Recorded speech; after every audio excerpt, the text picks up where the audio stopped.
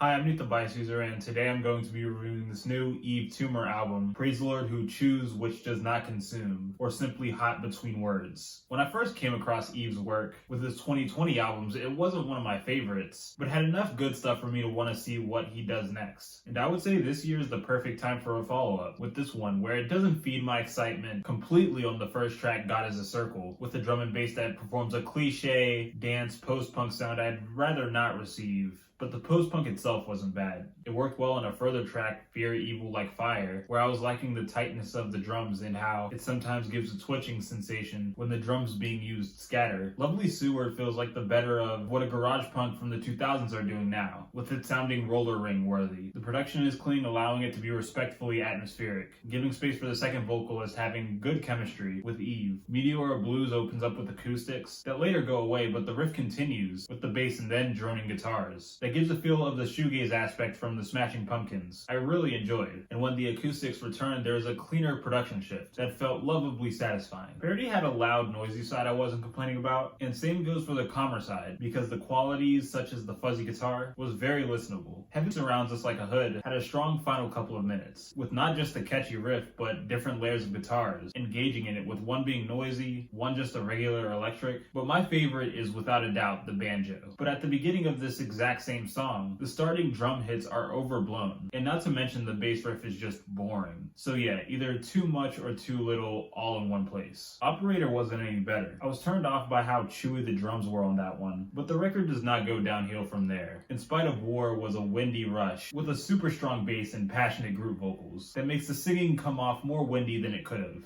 There was thickness present in the drums of Echolalia, but the true selling point was the spiritual keys that rise for not most of the track, but just enough. And this got followed up by the post-punk highlight I mentioned earlier, Fear Evil Like Fire. The album's closer was great too, unlike the intro. But before we get the outro, there's Purified by the Fire, that goes instrumental hip-hop, which was an interesting spin, but the looseness and drum beat that was badly mixed, with the drums at the start being way louder than it should have, resulted in Purified being my least favorite song on the album. But again, the album closes greatly. Ebony has a guitar and violin, which I might be mistaking for a high-pitched horn, that provides a lot of energy that doesn't hold back in the space. I love it. But with this record as a whole, Praise the Lord was a really good album. It's not close to perfect, but very far from a disappointing Yves Tumor album. I'm gonna give this album a 7. Like, subscribe, comment how you feel, or give a suggestion. Check out my other social medias, and I'll see you next time.